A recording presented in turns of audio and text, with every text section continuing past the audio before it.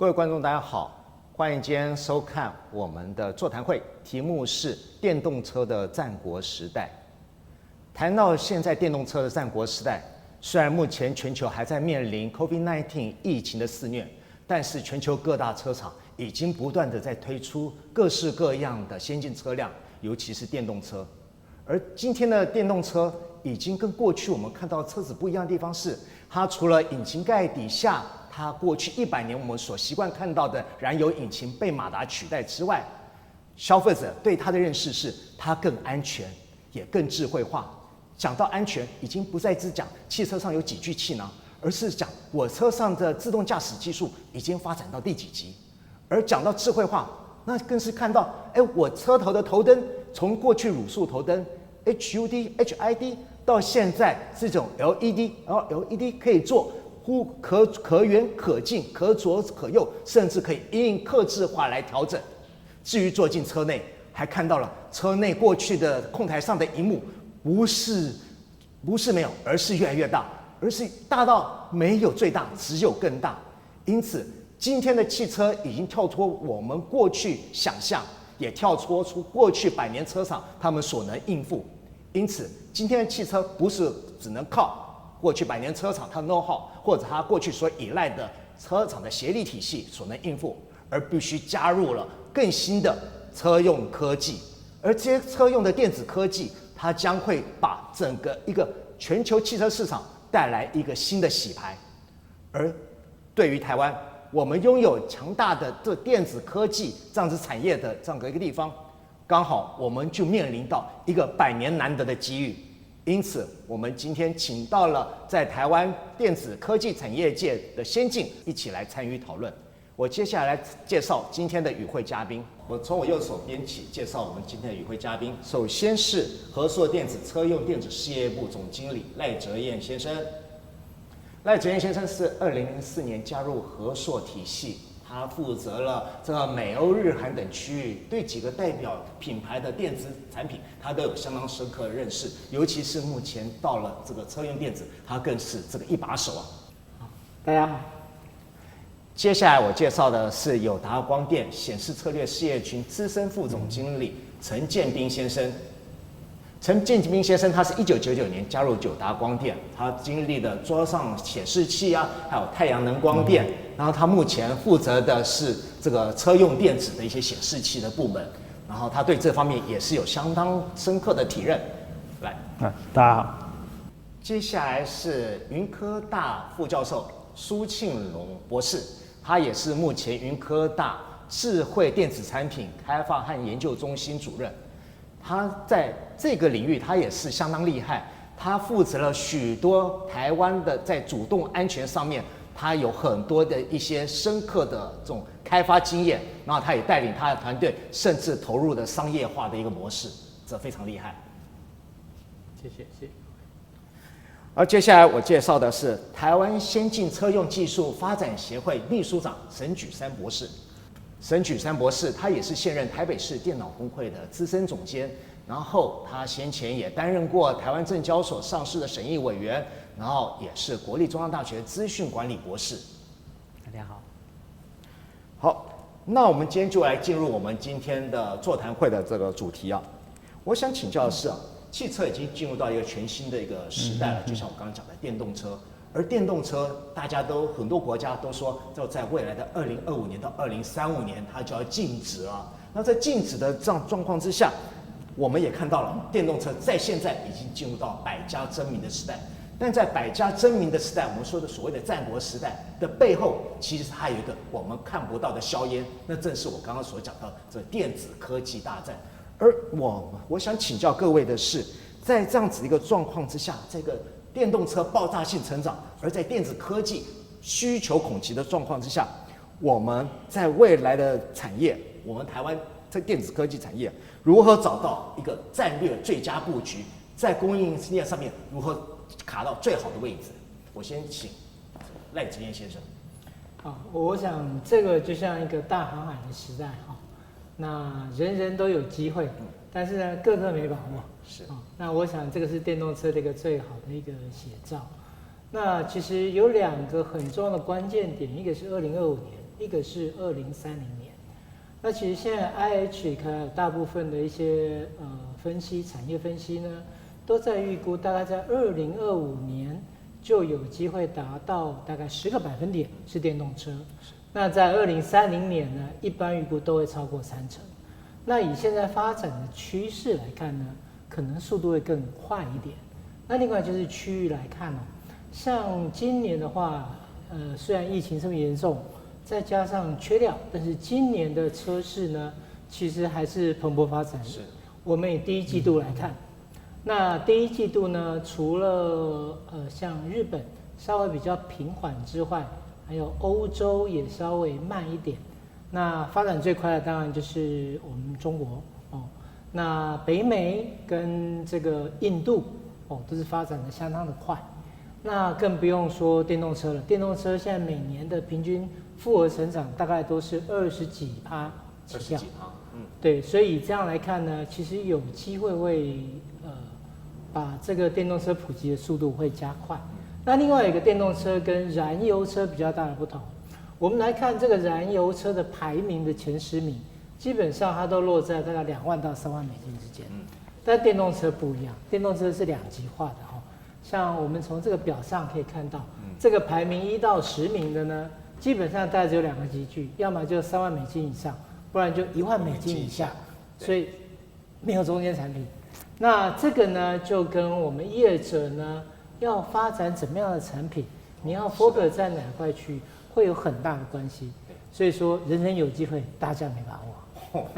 果然，电动车是一个大家都在看好的一个未来的发展。那我想请陈建斌副总，您来谈谈，在这样子的一个局面之下，我们要怎么样来看待这个市场？目前这个汽车产业呢，大概面临几个大的趋势一个是电动化的趋势另外一个就是自动驾驶的趋势。那第3个趋势就是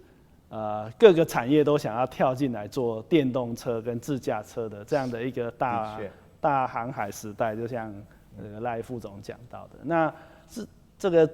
电动化的趋势呢，它这个结构性的改变了很多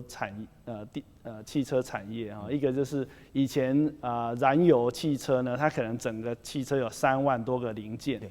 那现在如果电动化之后呢，这个电动车可能就少了1万多个零部件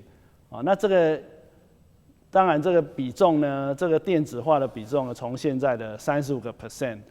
很快就到50%，甚至如果到自动驾驶再上来之后，整个电动零部件的比重呢，可能占成本有到70%。所以说这个刚好符合台湾在资通讯这一块电子非常强，我们有很好的机会。那自动驾驶呢，我想又会带出更多的服务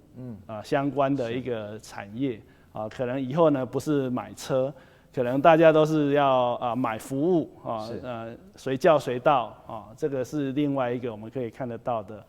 产业的趋势。那另外就是很多产业都要跳进来做电动车那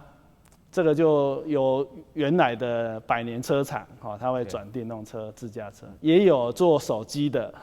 也有做其他各行各业的都要跳下来做电动车。那这个会造成说，以前可能是车厂都是自己做，对，但现在有可能是这种新进的 player， 他可能会委托代工，所以才会有现在鸿海要组一个 MIH 这个联盟。那这个也都是我们台湾很好的机会。是，那我想请教苏清荣老师，那您就您的这角度，您怎么来看这样子的一个发展呢？好，我想我这边大概切入点还是从台湾看出来我想台湾的这个汽车市场的这个量其实没有办法这个 support 一个这个品牌的汽车那我们的看法是说，但是台湾其实在比如说电路设计、制造跟半导体 IC 这一块，其实是有非常好的基础啦。那但是大家不要看说这个整车产业跟这些，比如说子系统比如说。我们随便讲一个，比如说 ACC 自适应的这个巡航，对，你看这个控制器的这个系统设计厂商，它的利润其实不会比一个整车厂低，而且它的利润非常稳定。就我们举个例子，像这个 Bosch ，Bosch 它这个公司真的赚翻了，而且它是没有上市的公司，所以它的获利其实比任何一个车厂我们认为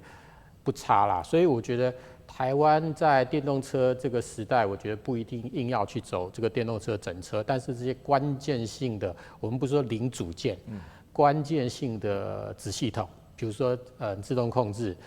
然后这个 AEB， 好，比如说自驾车的这个车道维持，那这些其实都是在这个汽车这个整个电动车的价值产业链上面比较高的。是但是我们如果只做电路板，只代工设计的话，那这个 value 其实我觉得应该不是台湾要走的路啦。所以我觉得台湾应该是要朝这种高附加价值、这种系统设计，然后这种模组化的这个提供模组子系统的这种产品上去，那才可以摆脱台湾以前代工因为你代工走到最后又会碰到东南亚跟大陆啦。那我们应该是走这个比较高端系统的这种那对台湾的这种公司的 size 比较适合。对我的看法是这样。这个苏老师讲到，就是我们台湾有好的人才，有强大的一个 human power， 然后还有我们很有灵活性的这种公司可以因应这样一个局面。那我想请这个沈老师，那你又怎么看呢？我想我过去长时间都在从事产业分析的工作哈，我用一个比较大的全球产业趋势角度来看这个现象，因为刚刚来讲，这几年其实大家都知道数位科技发展得很快，那它也冲击到许多产业。其实大家在看近年来汽车产业，其实某个角度来讲，它是受到数位科技产业很严重的冲击，是，所以我才有前面几位speaker 谈到，车要有智慧车、油电车、自驾车哈。那我们从一个大的角度来看，就是在车这个产业里面碰到这么多冲击挑战，也有机会。是。那我们光看到有哪些人对这个有兴趣，一定是原来的车厂想要利用这些新科技做不一样的车，但是也有一些厂商是科技为主的，他也想把他的科技放在车上面。是。那我们观察到还有第三类是所谓的新创公司，新创公司它没有车厂的包袱，它又能够掌握某种程度的这个科技。所以有人就讲说，以前说现在的这个智慧车或者电动车，就像把一台笔电装在4个轮子上。可是我觉得刚刚这个陈副总有提到哈，与其说是一个笔电装在4个轮子上，吴宁说它是一个资料中心放在一个移动的4个轮子上，因为这里面不是只有资讯，它包括服务很多重要的资讯的交换。是的。那在这个里面，我们就看到说，同样是坐车，刚刚主持人有提到，现在电动车的比例还是很少。所以我们从这张图看到整个车的这些重要的结构里面，从市场发展潜力、机会角度来看，一定有一些东西还是会做，有一些东西需要，但它的成长会很低；有一些东西呢，它是过去没有，现在未来的需要非常大。所以我们可以从它的成长潜力来看，绿色部分的东西都是大家一致看好未来成长很高的东西。那这件事情刚好对于台湾的产业有什么样的对比呢？刚刚好这些东西都是台湾产业比较有基础能力的，也就是我们过去40年来，台湾的资讯通讯、半导体、电子产业累积了非常多的这种技术跟经验。这个经验包括供应链的管理、生产制作的这些经验。那这些东西再配合刚刚前面几位提到这个大航海大机会，好，这个可能都是10年、20年的机会。所以其实从产业分析我们观察的角度来讲，这个的确是对台湾的厂商是一个非常好的机会。我想这个我们是非常乐观去看待这件事情。是，这个从各位来讲，这个真的是目前台湾就是面临一个很大的一个机会在前，就看我们要怎么去把握。就像刚刚我们一直在讲说，目前台湾在看到这个电动车的一个大航海时代，也有一个战国时代，我们在背后我们看到它另外一个更大的一个战场在那里，而这个战场不是只有大国汽车先进国可以参与，而是连我们今天各行各业，然后或者是不同类型的东西都可以跨足进去。因此我常说，现在的汽车不是光是讲说，我电动车跑多快，因为电动车每步都很快。最重要的是消费者想要在车上享受的是5G、AI、智慧驾驶、互联网，而这些都要需要强大的资讯和通讯这种性能，也就我们讲的 ICT。那以我们台湾各位，我们这样子一个看法，我们这种 ICT 这样子一方面，我们有什么样的这个策略可以应用，可以迎合消费者的需求？我们先请 Franco 来讲一下。我想用消费者的观点来看哦，因为现在的消费者已经都非常习惯用这个手持装置跟这个使用的人机互动界面，就是所谓的 HMI。那 HMI 里面有很多东西是很方便的，但是呢，因为我们法条有规定嘛，你开车不可以滑手机嘛，对不对？所以在车上这个重点是怎么在安全的状况下使用这样的 HMI， 这是非常重要。那这里面就衍生出很多东西出来，像我想现在必备的，像是你的触控，哦，还有你的这个上面的图像，你要怎么设计让使用者不用找，一看，而且要大小要刚好适合。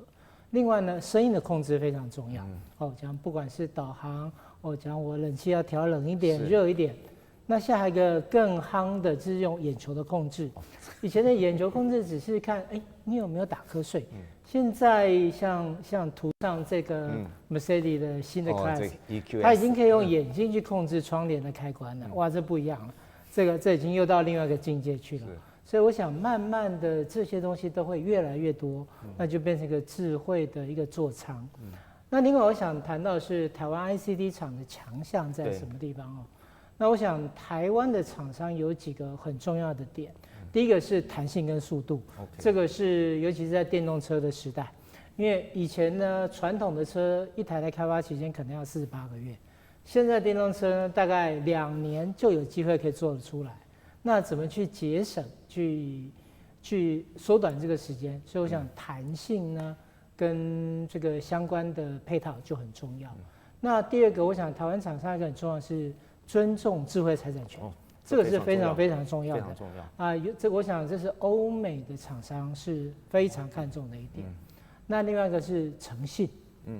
那诚信呢是日本厂商非常注重的一点。所以在这日本第1大的Tier 1呢，它的社纲里面就写到诚信，那这也是台湾具备的。那另外，我想台湾厂商一个很重要就是，很有竞争力的 CP 值，我想这个的整个的组合是台湾 ICT 的强项所在。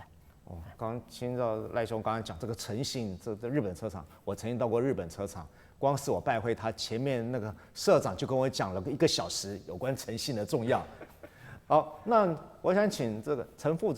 总，那您在看这个 ICT 这个产业，尤其您目前车子上面显示面板是越来越大、越来越多，这你一定是有深刻体认的。那你怎么来看呢？对，这个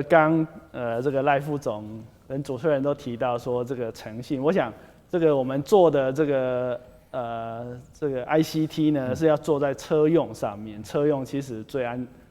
安全性是最重要的啊，像我们。台湾这个有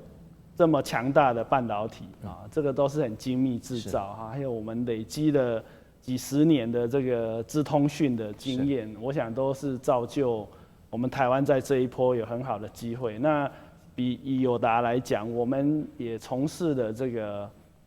快20年在车用显示系统上面的这个生意，所以全球各大车厂都是我们的客户那我们也明显的感受到这一波的这个台湾的机会，因为整合越来越多的这个功能比如说刚刚讲的触控还有这个驾驶疲劳的侦测甚至到加很多 sensor，就是说你要智慧化之前，一定那个 sensor 是布满了车子的各个角落，那这个都是台湾很好的机会。那以我们面板来讲，我们还要把一些这个你说侧边的这个mirror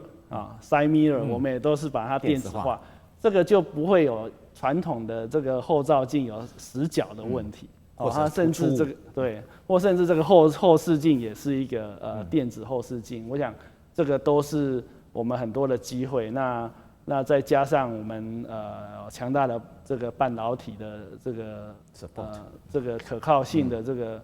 支持，我想在这一块我们是比起很多国家有很多的机会在里面。那这样也说明，就是台湾在这方面也有机会，就是从过去我们在一个比较在做 backup 的，也可能变成晋级到 Tier 1，然后可以跟车厂来做一个直接的一个联系呢？对，这个现在的趋势哈，因为以前传统的燃油汽车是有很多的 Tier 1，它掌握很多关键的引擎，还有这个传动的这个技术，所以很多你要做这个车厂的生意要透过 Tier 1进去，但是这个自动车的电动车时代呢，其实就是马达、电池，但剩下的就是很多的反而是这种自驾车的sensor 啦，还有这个行车电脑。我想这个在这一块的供应链会重组，然后这个会更扁平。像我们过往都要透过 Tier 1进到车厂，我们现在都直接对到车厂。那这样就代表获利应该会比过去来得更好。而且这个掌握车厂的未来趋势会更直接。我们也可以知道说车厂未来的下一代技术，想要我们跟他一起合作开发。好，那我想请问苏老师，那在这方面，您觉得这 ICT 跟您在所涉猎的这个范围，它有哪些一些这个关联或者它的发展？好，我先强调一下，我觉得台湾其实在目前的这个油车的时代啊，其实台湾很多东西都做得不错了。好，比如说像这个活塞的代工，然后定速控制器的代工，然后现在其实车子上已经有很多摄影机了，那台湾在这个摄影机的代工都做得不错。我讲的摄影机代工是他们代工可以交到 Bosch、Continental、Benz、B&W 这种等级，其实都是很多台湾公司一级的。对，还有包括车灯哦，台湾其实可以做的这个汽车的这些 parts 或者是说子系统，真的做得非常多了哈。那我觉得，那我自己是对这个汽车的微电子这边比较熟了。那我们看微电子最多大家看到是我们现在看到虚拟座舱、影音系统、导航。那像我们现在接到一个案子，就是大概2年之后，韩国一个 Tier 1要的，你没办法想象，它 HUD 上面导航还有这个防碰撞这些全部都上去。这 HUD 你真的开车的时候真的不用低下头来，就是整个看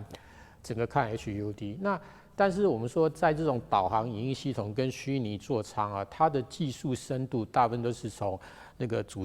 主晶片公司，他就把 reference design 给你，软体硬体它 reference design 都给你，那你就自己改一些这些界面就好了。但是我觉得这些东西它的进入门槛比较低，那大陆的这个厂商是很容易追上来了。那我觉得台湾的公司要有一点像是我们手机里面要走 Apple 要做的事情，就台湾要定义系统，要做核心的演算法，防碰撞的这个演算法的核心。那你设计的东西要有好的这个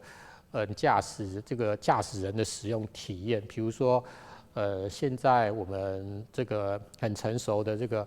人脸辨识，那之后我们只要一进入到这个车上，它马上就知道哦，今天是我在开车。那我之前都习惯温度设25度，然后我喜欢听什么音乐，那我大概回家都是这个怎么回去。所以我觉得台湾厂商应该把这个整个系统的 solution， 软体硬体的 solution 都做完，然后甚至把 IC 这边后面也做掉，因为这种复杂的这个自家车后面都是连着 IC， 那台湾做 IC 又很厉害，所以我觉得台湾应该是慢慢在自驾车去抓这一块。好，我觉得其实我讲的其实跟前面2个其实几乎是一样的。对，是因为就像刚刚苏老师讲的，我非常同意，这个电子科技是一回事，它是硬的。但是你要注入更多软体，这软体就涉及到你的 manpower。那这个软体不是我们一般的理科学生，其实文科、心理系或什么，他要把这些消费者的一些实际的体验注入进去，然后才能把这个演算做得更精密、更符合人性。而当我们说到一个产业要壮大，尤其我们今天讲到我们台湾的电子科技产业要 ICT 要进入到这个电动车这位。不是光只是产业，我们自己我们自立自强，我们还需要学界，还需要消费者的认知。那当然，我认为还最重要的是政府要去支持，因为在电动车，你看国外电动车背后都一定有电动车的一个政府的一个战略支持。那我想请教各位，你们认为在电动车这个政府在这样子的一个这个角色扮演上面，它应该提供什么样的资源，然后提供给你们什么样的协助，可以让我们电子科技产业在未来进入到这个电动车这个领域，可以有更大的一个机会跟它的方便性。然后先请 Franco 来说一下。我想第一个我想政府应该要先明确的设立一个燃油车停售的时间。那实际面了。对，因为这个虽然说因为我们国内的毕竟消费市场比较小，但是我想这个是在国际市场你的定位跟你的宣示意义呢，还有跟国际接轨的意义是相当大的。那第二个呢，我想比较重要是相关的法规，电动车相关的法规的设立，跟这些动能测试单位的确立。我想我们现在的不管是家电还是油车，其实上面都已经有个 label 贴得很清楚，它需要的规范什么都有。但是我看到电车应该还没有这个。那另外电车还有一个很重要的，后面还要讨论到电池的回收再利用，因为这个整个配套都要出来。这应该是一整套要配套做下来，对，不然会有后续的污染会产生。那第三个是友善的环境了哈，因为我想电动车一开始的 booming 一定是要靠要么在税率上的优惠，不然就是有一些补助的措施，这一定是促进的第一大步。像去年的欧洲会狂卖，我想这两个是很大的一个注意。那另外，我想政府单位就是起头带动来慢慢把这些公务车汰换成电动车，我想这个也会对业界跟业者是一个鼓励。那因为你的公务车是一个已经是充电的，那相对的你的一些停车的设施措施，你就有所谓的充电站，所以整个的系统就会跟着起来。那最后呢，我想是电力的配套。那因为大家都担心说，电动车如果大家都在充电，那会不会电力不够？那这个电力怎么配置？因为我想这个是现在电动车一个很大的问题。这现在大楼你有没有先把这个配电配好？那将来怎么充都是大问题。日本的丰田章男都已经说了，只要全部变成这个电动车的话，那日本一定会面临到电力不足的一个情况啊。是，所以这都是要预先去设想的。那我想请这陈副总，那你怎么觉得呢？对，讲到这个电力的部分呢，我想再补充一下，就是如果政府要做的话，那电动车如果大家可以想象说，我们充电都充的是烧煤炭的电，那我们会变成什么样的一个？真的是有绿能吗？所以我觉得电动车真的是要搭配绿能。那为什么我们看到 Tesla，它除了做电动车，其实它另外一方面在做太阳能的发电充电站的部件，我想这个是整个系统配套，那这个都是要政府的政策来引导。那另外我想要再提到说，像这个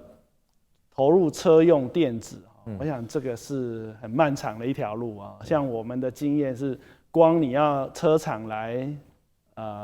这个稽核来审核你的这个系统，你可能是要花2年的时间。2年之后呢，你要接他的案子，要跟他讨论，你可能要花了2年到3年，你才能拿到物力的投入，你才拿到这个一个新的这个专案。是，然后你再开发2年，才能够量产。量产之后，你可能要交货交6到8年。那你这个都是你要保证你要能够有这么长的一个投入。所以说做汽车电子是非常有潜力的一个行业，但是也是要投入非常多的人力物力，还有烧很多的这个钱。那所以我是觉得政府应该可以来帮助一些这个在前期的研发也好，或者是提供更多产官学界的这个一些业界科专的一个补助。我想这个也帮助很多的业者可以转型进来做车用电子。那另外我们在看到我们台湾还是外销比较多。那现在如果看到说，现在中国大陆生产的话，出到美国是有25%的税那再加上原来的2.7%，大概27.7%。以台湾出到那个北美的话，还是要科2.7%啊。我想，第一个，台湾如果要做这个车用电子，我们的厂如果移回台湾是很有可能的，但是就是台湾的缺工啊，这个要能够解决啊。另外一个，如果2.7%能够再跟各国的政府去有一些协商自由贸易的这个关税的话，我想我们台湾在这一方面会有很有竞争力。政府一定要扮演在这方面对产业的一个底气，一个 backup。那我想请教苏老师，您在这个学界，然后你也这个看到很多，那有什么样的一个感受呢？我想刚 James 的这个他讲说汽车电子要花很长时间，其实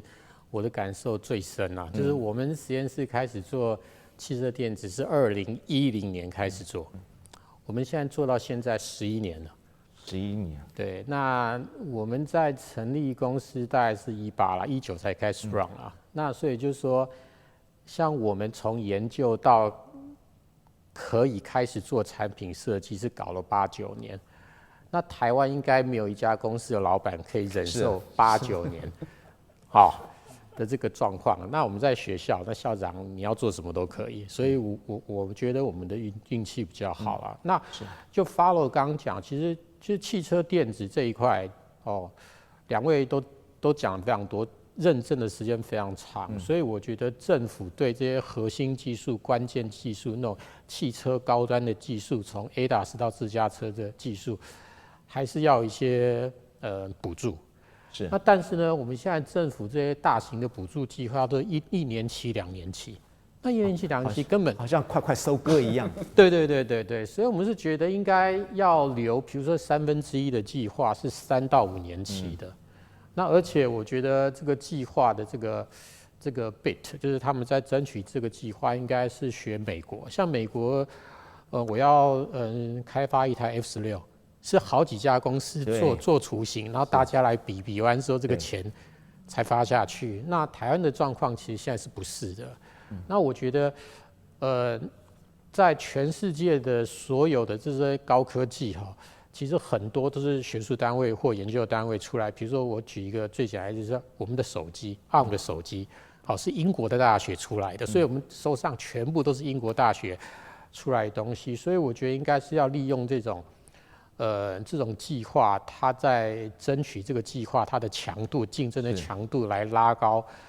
我们台湾的学术界跟这个研究单位的竞争力，然后这样子我们才可以从技术上面去切到我们这个电动车这个产业链的这个高端的这个部分。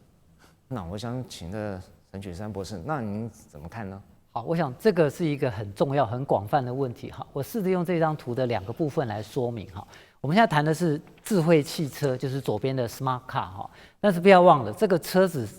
走在路上，它需要很多种服务。那能够 deliver 这些服务，其实要有车联网、物联网，很多周边的设备。那更不要忘了，车子是我们生活中间的一部分。所以这个上面这个轴呢，我从一个智慧的汽车到智慧的这个行动服务，到整个智慧城市的这个生活的过程里面，其实这件事情其实是很值得政府去关注，因为个别的产业都有它的技术产品，可是这些东西要做得好，必须刚刚像前面几位先进讲到，跟环境有关，跟一些法规，跟一些甚至政府跟学界的这个计划的这个支持有关系。那我们再来看对台湾来讲，好，下面4个东西，我想第一个就是跟这个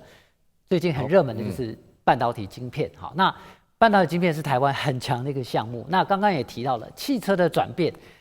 车子的传动结构改变，但是也不要忘了，车子的电子的设备会大幅增加。那增加晶片之外，它的运算功能也会增加。那我所以可以看到说，到底未来一辆车它所需要的运算功能，包括通讯、包括运算，哈，这种各种判断，是不是全部都要长在车子里面，还是可以妥善的利用车联网的环境？那这个东西的最基本的前提就是要有一个很强的半导体晶片的这个支持。所以我们现在已经很强了，但是呢，还有很大的进步空间。哈，最近全球都在闹车用晶片的荒。好，那其实，在车用晶片，我跟大家分享一个数字：全球半导体晶片出货里面，车用晶片其实不到10%。以现在的状况，那大家可以想象，从过去的消费性电子产品的晶片到电脑的晶片、通讯的晶片，好，所以目前当然还是手机iPhone 的晶片值钱嘛。但是我们可以想象前面提到的车用晶片的成长空间是非常非常的大。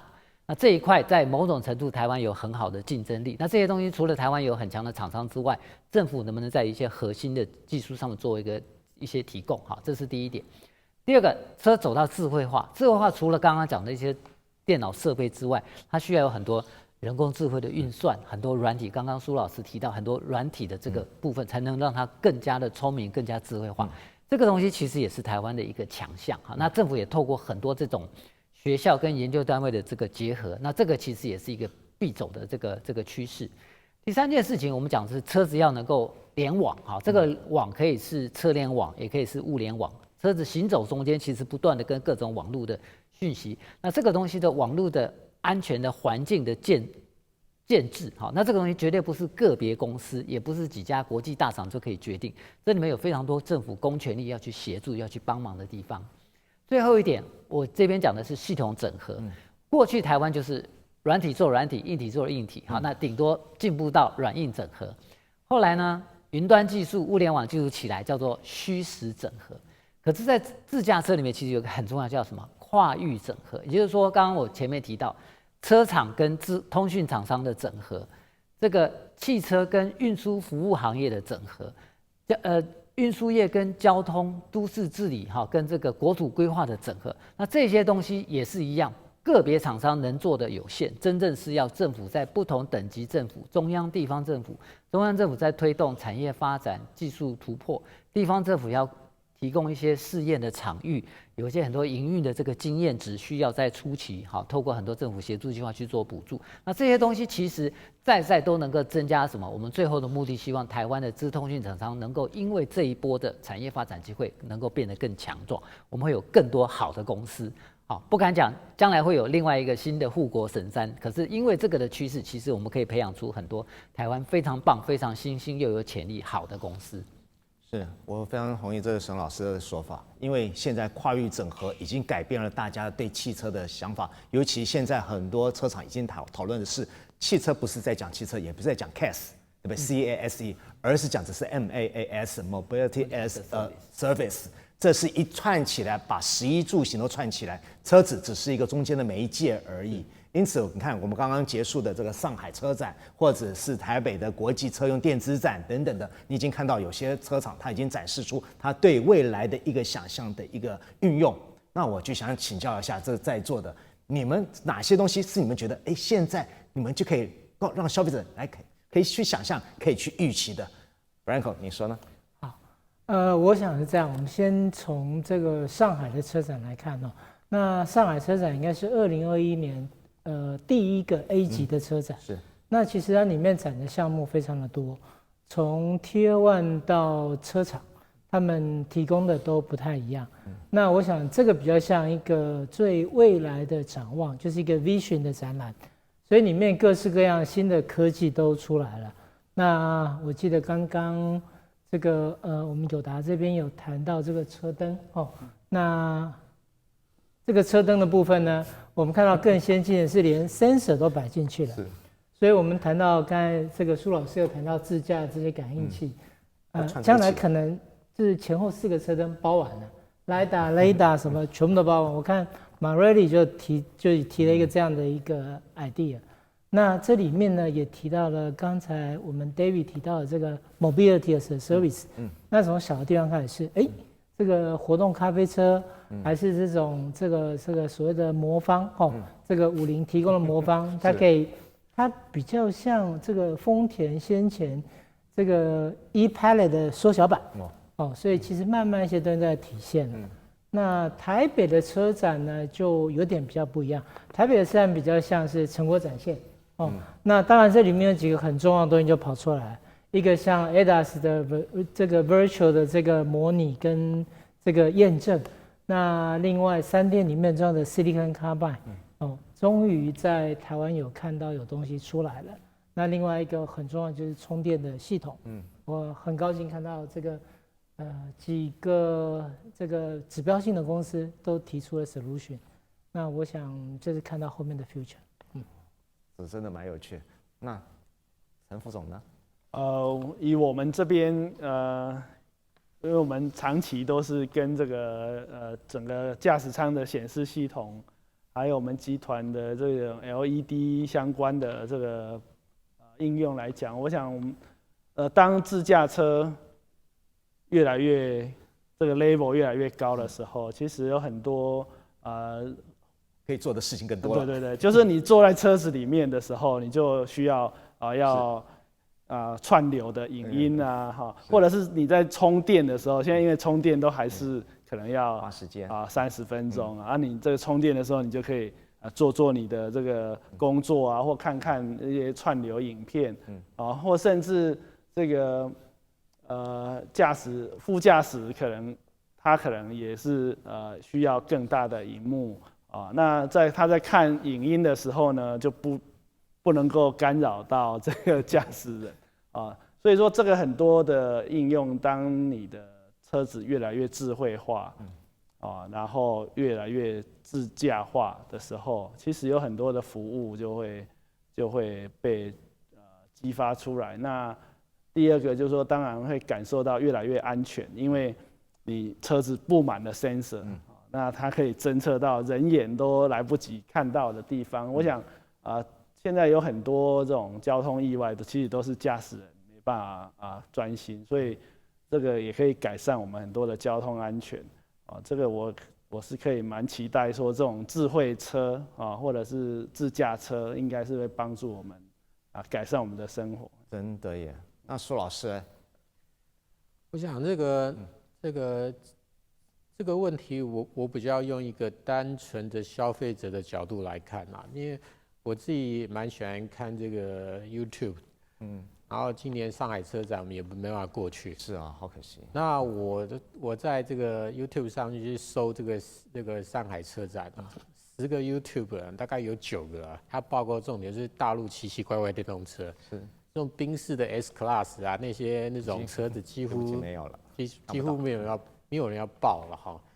那可能大家不知道，就是在这个大陆今年最热卖的这个电动车的级距，不是台湾的这个 Tesla 的 Model 3这个级距，反而是这种小型的城际用的